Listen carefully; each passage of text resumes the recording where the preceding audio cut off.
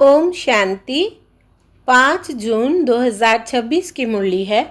मुख्य रूप से बाबा ने कहा, रावण भगवान से भी तीखा है।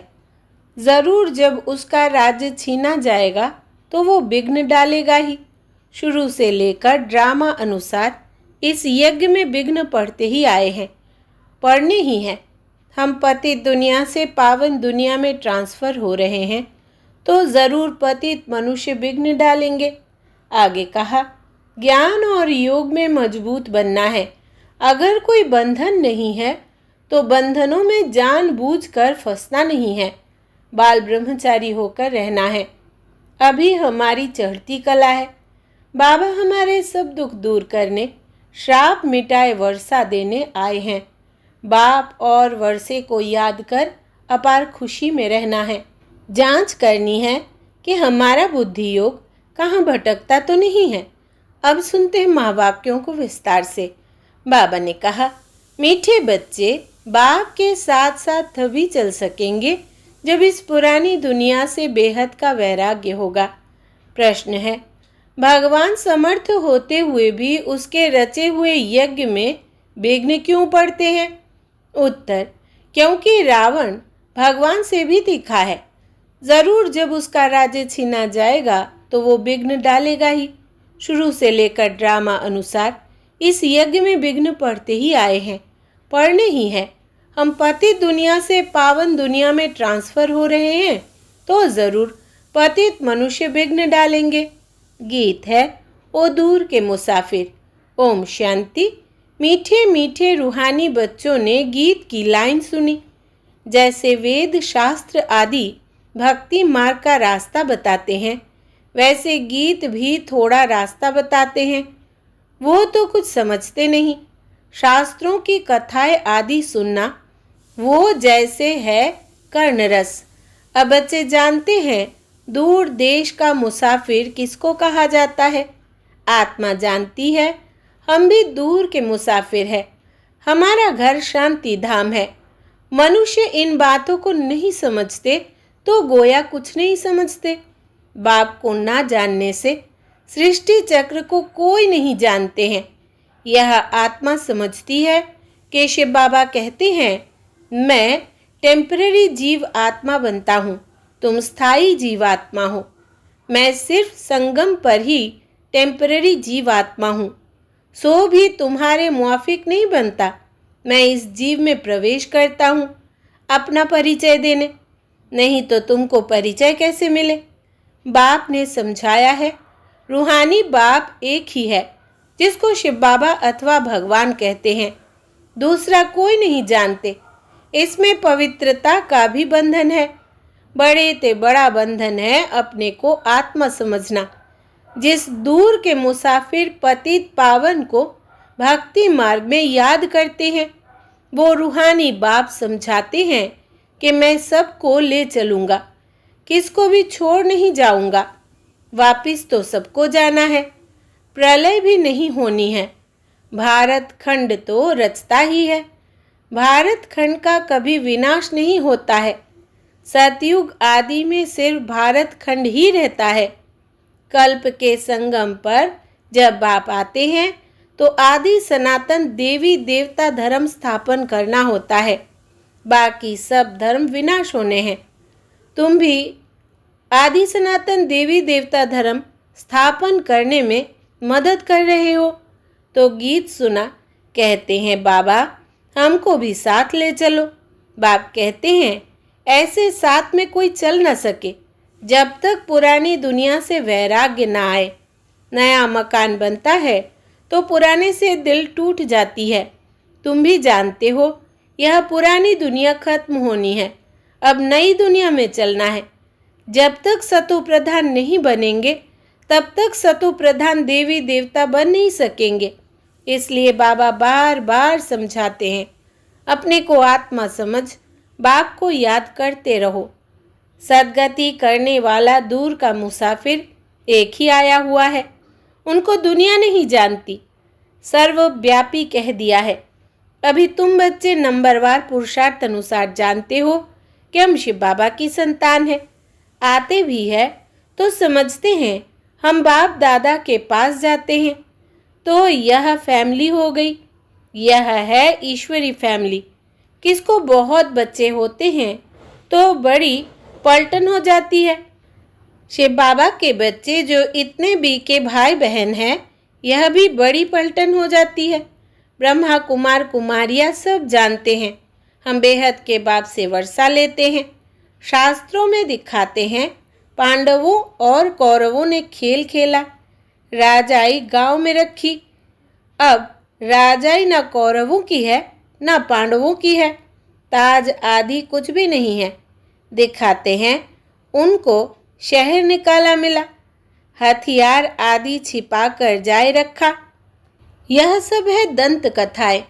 ना पांडव राज्य है ना कौरव राज्य है, ना उन्हों की आपस में लड़ाई चली है। लड़ाई राजाओं की लगती है, यह तो भाई भाई है। लड़ाई हुई है कौरवों और यवनों की, बाकी भाई एक दो को कैसे खत्म करेंगे।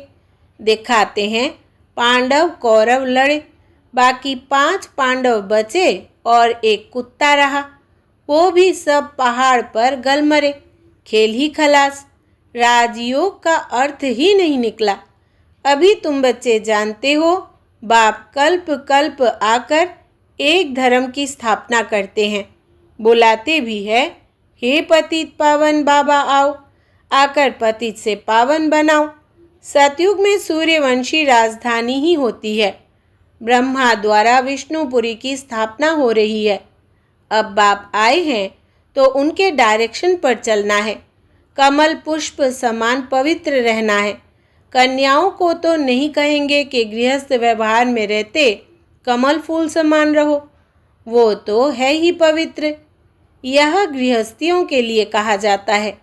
कुमार और कुमारियों को तो शादी करनी ही नहीं चाहिए, नहीं तो वो भी गृहस्थी हो पड़ेंगे। कुछ गंधर्वी विवाह का नाम भी है। कन्या पर मार पड़ती है तो लाचारी हालत में गंधर्वी विवाह कराया जाता है। वास्तव में मार भी सहन करनी चाहिए, परंतु अधर कुमारी नहीं बनना चाहिए। बाल ब्रह्मचारी का नाम बहुत होता है। शादी की तो हाफ पार्टनर हो गए। कुमारों को कहा जाता है तुम तो पवित्र रहो। गृहस्थ व्यवहार वालों को कहा जाता है गृहस्थ व्यवहार में रहते कमल फूल के समान बनो। उन्हों को ही मेहनत होती है। शादी ना करने से बंधन नहीं रहेगा। कन्या को तो पढ़ना है और ज्ञान में बहुत मजबूत रहना है। छोटी कुमारियाँ जो सगीर है उनको तो हम ले नहीं सकते, वो अपने घर में रहकर पढ़ सकती है। माता पिता ज्ञान में आए तो सगीर को ले सकते हैं। यह तो स्कूल का स्कूल है, घर का घर है और सत्संग का सत्संग। सत माना एक बाप, जिसके लिए ही कहते हैं ओ दूर के मुसाफिर। आत्मा गोरी बनती है। बाप कहते हैं मैं मुसाफिर सदा गोरा रहता हूँ, प्योरिटी में रहने वाला हूँ। मैं आकर सभी आत्माओं को पवित्र गोरा बनाता हूँ, और तो कोई ऐसे मुसाफिर है नहीं। बाप समझाते हैं मैं आया हूँ रावण राज्य में। यह शरीर भी पराया है। तुम्हारी आत्मा कहेगी यह हमारा शरीर है। बाबा कहेंगे यह हमारा शरीर नहीं है, यह इनका शरीर है। यह पतित शरीर हमारा नहीं है। आते ही है इनके बहुत जन्मों के अंत के जन्म में। जो नंबर 1 पावन था, वही नंबर लास्ट अर्थात अंत में भिखारी बनते हैं। पहला नंबर 16 कला संपूर्ण था, अब कोई कला नहीं रही है। पति तो सब है ही। तो बाप दूरदेश का मुसाफिर हुआ ना। तुम आत्माएं भी मुसाफिर हो, यहाँ आकर पाठ बजाती हो। इस सृष्टि चक्र को कोई नहीं जानते हैं। भल कोई कितना भी शास्त्र आदि पढ़ा हो, परंतु यह ज्ञान कोई नहीं दे सकते। बाप समझाते हैं मैं इस तन में प्रवेश कर इन आत्माओं को ज्ञान देता हूँ। वो तो मनुष्य को शास्त्रों का ज्ञान देते हैं। वो हो गए भगत। सद्गति दाता तो एक ही है, वही ज्ञान का सागर है। उनको ना जानने कारण देह अभिमान आ जाता है। वो कोई यह तो समझते नहीं है कि अपने को आत्मा निश्चय करो। आत्मा पढ़ती है, यह कोई समझाते नहीं है, क्योंकि देह अभिमान है। अभी दूर का मुसाफिर तो शिव बाबा को ही कहेंगे। तुम जानते हो, हम 84 जन्म का चक्र लगा चुके हैं। बाप कहते हैं 5000 वर्ष पहले भी समझाया था कि बच्चे, तुम अपने जन्मों को नहीं जानते हो, मैं जानता हूँ। गीता में आटे में लून मिसल कुछ है। वही गीता का एपिसोड, वही महाभारत की लड़ाई, वही मन मना भव मध्याजी भव का ज्ञान है। मामेकम याद करो, लड़ाई भी बरोबर लगी है। पांडवों की विजय हुई, विजय माला विष्णु की गाई जाती है। शास्त्रों में तो दिखाया है पांडव गल मरे, फिर माला कहाँ से बनी? अब तुम समझते हो कि हम विष्णु की माला बनने यहाँ आए हैं। ऊपर में है पतित पावन बाप, उनका यादगार चाहिए ना। भक्ति मार्ग में यादगार गाया जाता है। कोई 8 की माला, कोई 108 की माला, कोई 16,108 की बनाई है। गाते हैं चढ़ती कला तेरे भाने सर्व का भला। अभी तुम जानते हो हमारी चढ़ती कला है। हम चले जाएंगे अपने सुखधाम, फिर हम वहाँ से नीचे कैसे उतरते हैं, 84 जन्म कैसे लेते हैं, यह सारा ज्ञान तुम्हारी बुद्धि में है। यह ज्ञान भूलना नहीं चाहिए। हमारे सब दुख दूर करने, श्राप मिटाए सुख का वर्षा देने बाप आया है। रावण के श्राप से सबको दुख होता है, तो अब बाप को और वर्षे को याद करना है। तुम जानते हो, हम सूर्यवंशियों ने भारत में राज्य किया। भारत में ही शिव बाबा आते हैं। भारत ही स्वर्ग था। यह घड़ी घड़ी बुद्धि में याद करना पड़े। जिसने 84 का चक्र नहीं खाया होगा, वो ना धारण करेंगे ना कराएंगे। उसके लिए समझा जाएगा कि इसने 84 जन्म नहीं लिए हैं। यह देरी से आते हैं, स्वर्ग में नहीं आते हैं। पहले पहले जाना तो अच्छा है ना। नए मकान में पहले खुद रहते हैं, फिर किराए पर चढ़ाते हैं, तो वो फिर सेकंड हैंड हुआ ना। सतयुग है नई दुनिया, त्रेता सेकंड हैंड कहेंगे। तो अब बुद्धि में आता है हम स्वर्ग नई दुनिया में जाए। पुरुषार्थ करना है, प्रजा भी बनती जाएगी। तुमको मालूम पड़ता जाएगा कि माला में कौन कौन पिरो सकते हैं। अगर किसको सीधा कहा जाए कि तुम नहीं आएंगे तो हार्ट फेल हो जाए। इसलिए कहा जाता है कि पुरुषार्थ करो, अपनी जांच करो कि हमारा बुद्धि योग भटकता तो नहीं है। तुम्हारा शिव बाबा से कितना लव होता जाता है। कहते भी है हम बाप दादा के पास जाते हैं। शिव बाबा से दादा द्वारा वर्षा लेने जाते हैं। ऐसे बाप के पास तो कई बार जाए, परंतु गृहस्थ व्यवहार भी संभालना है। भल बहुत धनवान है, परंतु इतनी फुर्सत नहीं, पूरा निश्चय नहीं। नहीं तो मास 2 मास बाद आकर रिफ्रेश हो सकते हैं। उनको घड़ी घड़ी कशिश होगी। सुई पर जंग चढ़ी हुई होती है तो चुंबक इतना खींचता नहीं है। जिनका पूरा योग होगा उनको झट कशिश होगी, भाग आएंगे। जितनी कट उतरती जाएगी उतनी कशिश होगी। हम चुंबक से मिले। गीत है, चाहे मारो चाहे कुछ भी करो, हम दर से कभी नहीं निकलेंगे, परंतु वो अवस्था तो पिछाड़ी में होगी। कट निकली हुई होगी तो वो अवस्था होगी। बाप कहते हैं, हे आत्माएं, मन मना भव, रहो भल अपने गृहस्थ व्यवहार में। ऐसे नहीं कि यहाँ भागकर आए बैठ जाना है। सागर पास बादलों को आना है रिफ्रेश होने, फिर सर्विस पर जाना है। बंधन जब खलास हो तो सर्विस पर जा सके। माँ बाप को अपने बच्चों को संभालना है, बाप की याद में रहना है, पवित्र बनना है। बाप ने समझाया है, अनेक प्रकार की विघ्न ज्ञान यज्ञ में पड़ते हैं। कहते हैं ईश्वर तो समर्थ है, फिर विघ्न क्यों? मनुष्यों को पता ही नहीं है। रावण भगवान से भी दिखा है, उनकी राजाई छीनी जाती है तो अनेक प्रकार के विघ्न पड़ते रहते हैं। ड्रामा प्लान अनुसार फिर भी विघ्न पड़ेंगे। शुरुआत से लेकर पतितों के विघ्न पड़ते हैं।